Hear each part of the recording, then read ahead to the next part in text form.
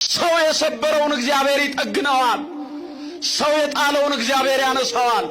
ሰው የራቀውን እግዚአብሔር ይቀርበዋል። ሰው የጠላውን እግዚአብሔር ይወደዋል።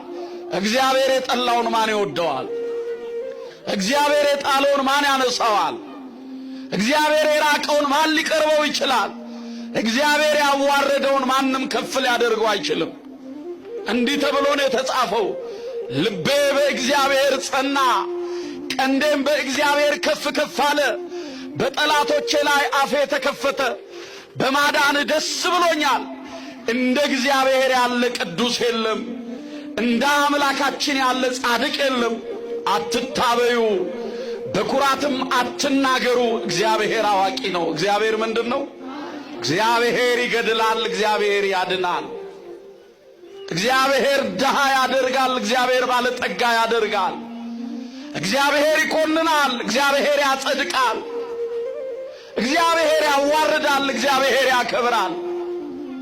ስለዚህ ኑ ሁሉን ወደሚገዛው ወደ አምላካችን ወደ እግዚአብሔር እንመለስ።